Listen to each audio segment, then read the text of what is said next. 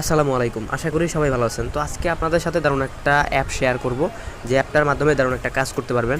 তো আপনারা যদি আপনাদের ফোনটা কখনো কোথাও রেখে দেন বা বাসায় বা বন্ধু-বান্ধবদের দেন, তো কেউ যদি আপনাদের মোবাইলটা লক করা অবস্থায় কেউ যদি লক খুলতে চায়, তো যে আপনার মোবাইলটা লক খুলতে চাইছে, তো তার ছবি কিন্তু আপনাদের ফোনে উঠে যাবে। ধরেন কেউ আপনার ফোনটা লক খুলতে চাইলো, ভুল উল্টাপাল্টা পাসওয়ার্ড দিল, তো তার ছবিটা উঠে যাবে। কে আপনার ফোনের লকটা খুলতে চাইছে তার ছবিগুলো কিন্তু আপনারা দেখতে পারবেন।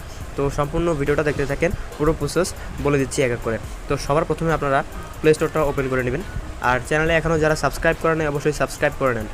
তো উপরে সার্চ বারে জাস্ট সার্চ করবেন আপনারটা মানে সার্চ করার সময় লিখবেন হু টাচ মাই ফোন ক্যামেরা। তো ক্যামেরা কথাটা উল্লেখ করে দিবেন, তারপরে জাস্ট সার্চ করে দিবেন। এখন দেখেন আপনাদের এই যে সিম্পল এই অ্যাপটা কিন্তু এখানে চলে আসবে। এর প্রথমে যেটা আমি অনেকগুলো ট্রাই করে দেখছি, সবগুলো কাজ হয় না।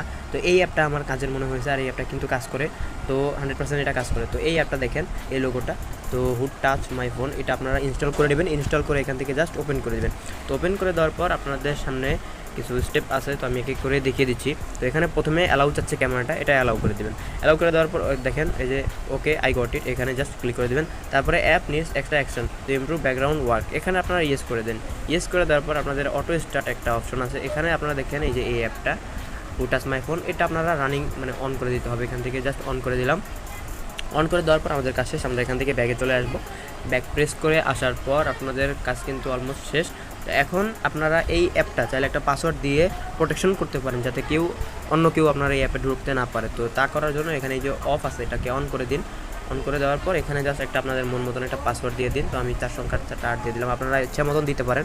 তো ওকে করে দিই। এখন কিন্তু আমার এই অ্যাপটা পাসওয়ার্ড দিয়ে হবে, পাসওয়ার্ড দেওয়া হয়ে গেছে। তো এখন দেখেন ক্যাপচার ইমেজ, মানে যেই ফটোগুলো তোলা হবে সেগুলো এখানে দেখতে পারবেন আপনারা। তো আমার যেহেতু একটা অ্যাড আসছে, আমি একটু ব্যাক মানে যে উপরে ক্রস আছে, ক্রসে ক্লিক করে দিই। তো এখন আমার ইমেজগুলো এখানে দেখতে পারবো। তো এখন আমি অ্যাপটা থেকে বের হয়ে যাই।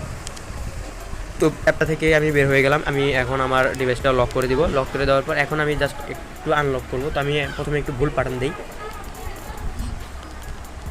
তো দেখতে পাচ্ছেন আমি কিন্তু ভুল প্যাটার্ন দিচ্ছি, মানে লক দিচ্ছি। তো এখন আমি কী করবো, আমার সঠিকটা দিব। তো দেখেন আমার ডিভাইসটা আনলক হচ্ছে। তো এখন আমি অ্যাপটা জাস্ট ওপেন করব।